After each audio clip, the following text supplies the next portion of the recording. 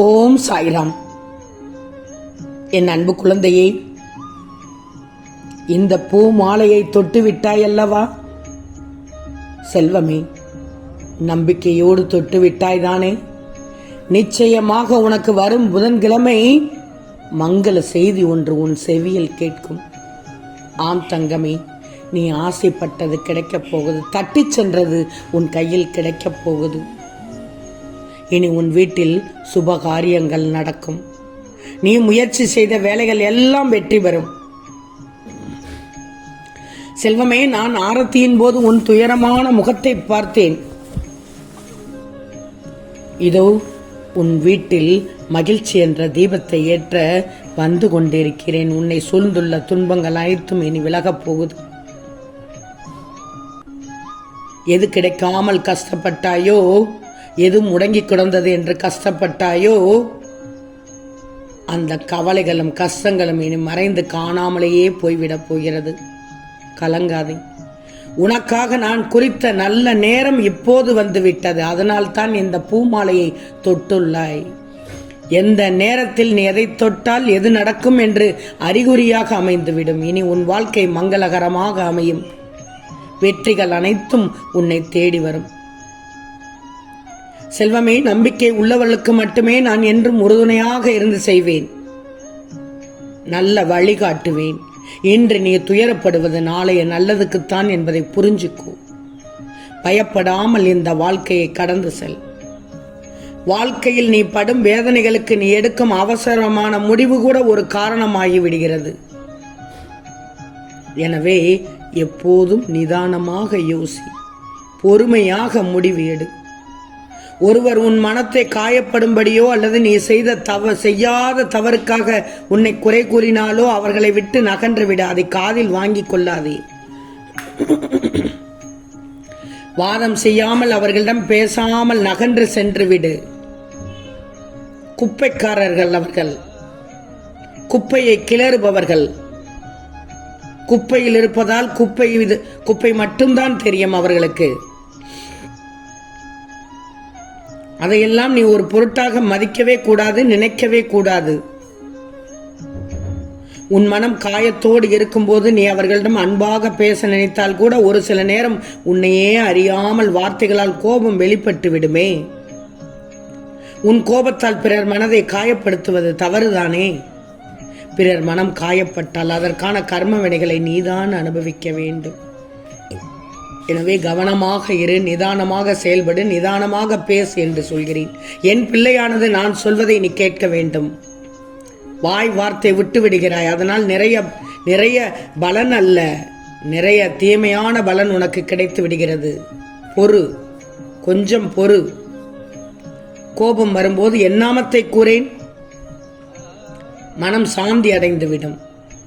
யோசித்து பட்டார், கோபப்பட்டால் உனக்கும் அவர்களுக்கும் என்ன வித்தியாசம் இருக்கும்? பொறுமையாக இரு தங்கமே. நீச்சல் தெரியாமல் ஆற்றில் குதித்தவன் போல் துன்பத்திலும் வலிகளிலும் நீ தத்தளிப்பதை நான் அறியாமல் இல்லையே. உன் கஷ்டமான மனநிலையை அறியாமல் இல்லை. உன் கஷ்டமான மனநிலையில் இருந்து அதனால் நீ வெளியே வா என்றுதான் சொல்கிறேன். அப்போதுதான் நான் ஏதாவது ஒரு ரூபத்தில் நான் உன்னருகில் இருப்பதையும் நான் உன் பிரச்சனைகளுக்கு தீர்வு சொல்வதும் முழுவதுமாக புரியும், உணர்வாய். தங்கமே, பயப்படாதே. அருமையான நேரத்தில் இந்த பூமாலையை தொட்டுள்ளாய். தங்கமே, உன் வேண்டுதல்கள் நிச்சயம் நிறைவேறப் போகிறது. கூடிய விரைவில் உன் வீட்டில் சுப காரியங்கள் நடக்கப் போகிறது. நீ முயற்சி செய்து கொண்டிருக்கிற வேலைகள் எல்லாமே வெற்றி பெறப் போகிறது. அதற்காகவே உன் அருகில் இருக்கிறேன். நீ விரும்பும் வாழ்க்கை அமையப் போகிறது. முழு மனதோடு நம்பிக்கை வைத்திருக்கும் என் பிள்ளைகளை நான் எப்போதும் பாதுகாப்பேன். நீ என்னை நினைக்கும் போது நான் எப்படி உன்னை மறப்பேன்? உன் லட்சிய பாதைக்கு கைபிடித்து அழைத்து செல்வேன்.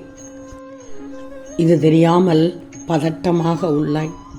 எல்லாம் கைமீறி சென்று விட்டதாக பயப்பட்டு கொண்டிருக்கிறாய். இனி என்ன நடக்குமோ என்ற பயத்தோடு இருக்கிறாய். நமக்கு இனி எந்த நல்லதும் நடக்கப் போவதில்லை, இனி எல்லாம் கடவுள் விட்ட வழிதான் என்று சோர்ந்து விட்டாய். நீ நினைப்பது சரிதான், கடவுள் விட்ட வழிதான். உனக்கான நல்ல வழியை உன் சாயப்பா நான் உருவாக்கி கொண்டிருக்கிறேனே. உன் மனதில் உள்ள குழப்பங்களுக்கு விடை கிடைக்கப் போகுது. இன்று உன்னை சுற்றி உள்ளவர்களே உனக்கு எதிராக செயல்பட்டு கொண்டிருக்கிறார்கள். நீ விரும்பி எதிர்பார்த்து கொண்டிருந்தது உன் கையில் சேரவிடாமல் சதி செய்து கொண்டிருக்கிறார்கள். உண்மைதானே? இதையெல்லாம் எப்படி சரி செய்வது என்று திணறிக் கொண்டிருக்கிறாய். எத்தனை பிரச்சனை வந்தாலும், எத்தனை பேர் உன்னை எதிர்த்து நின்றாலும் உன் பின்னால் நான் இருக்கிறேன் என்பதை மட்டும் மறவாதே. நான் உன்னோடு இருந்த அத்தனை சதிகளையும் முறியடிப்பேன். சூழ்நிலைகள் அனைத்தும் உனக்கு எதிராக இருந்தாலும், உன்னை சுற்றியுள்ளவர்கள் அனைவரும் உனக்கு எதிராக மாறினாலும் உனக்கு துணையாக நான் இருக்கிறேனே.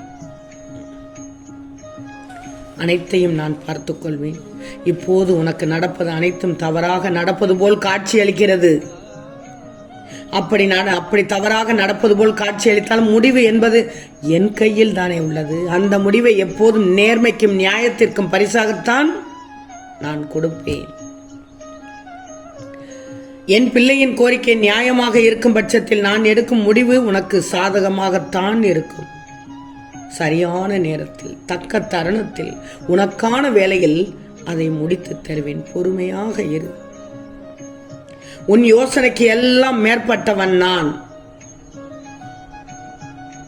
உன் யோசனைக்கு எல்லாம் மேம்பட்டவன் நான் ஒருவன் இருக்கிறேனே என்பதை மறவாதே. ஞாபகம் வச்சுக்கோ. நீ வருத்தப்பட்டு கொண்டிருப்பதால் ஏதாவது மாறிவிடுமா? பொறுமையாக இரு, பொறுமையாக இரு, பொறுமையாக இரு மகளே. உன் மீது நம்பிக்கை வைத்து உன் குறிக்கோளை நோக்கி செல். மற்றதை நான் பார்த்துக் கொள்கிறேன். எப்போதும் உன்னோடு நான் இருக்கிறேன், நான் இருப்பேன். மங்களகரமான செய்தி, உனக்கு நல்ல செய்தி, மகிழ்ச்சி செய்தி, சுப செய்தி ஒன்று உன் செவியில் கேட்டு மகிழப் போகிறாய். என் பூமாலையை தொட்டுள்ளாயே. மகிழ்ச்சியோடு இரு. நிச்சயம் ஆனந்தமாக இருப்பாய். என்னை நம்பி தொட்டாய் தானே? என்னை நம்பு, முழுவதுமாக நம்பு. நம்பினால் நிச்சயம் நடக்கும். பொறுத்திருந்து பார். உன் வீட்டில் நல்லது நடக்கப் போகிறது. ஒரு நாள் நீ நிச்சயம் நட்சத்திரமாக ஜொலிப்பாய் என்பது மற்றவர்களுக்கு தெரியாது. அன்று நீ ஒளியாய் நிரம்பிய மகிழ்ச்சியாய் இருப்பாய். நீ நினைத்தது நடக்கும். நான் நடத்துவேன். உனக்கு எதை எப்படி எப்போது செய்யணும்னு எனக்கு தெரியும். நீ நன்றாக இருப்பாய். எதற்காகவும் அவசரப்படாதே. பொறுமையாக இரு. நேரம் வரும்போது அது தானாகவே நடக்கும். எனது நாமம் உன் நாவிலும் என் உதி உன் நெற்றியிலும் இருக்கும் வரை எந்த கெட்டதும் உன்னை அண்டவே அண்டாத செல்லமே. மகிழ்ச்சியோடு இரு. நல்லதே நடக்கும். நான் இருக்கிறேன். ஆம் செல்லமே, நிச்சயம் நடக்கும். நல்லது நடக்கும். நல்லது மட்டுமே நடக்கும். அது நன்மையாகவே இருக்கும். ஓம் சாய்ராம்.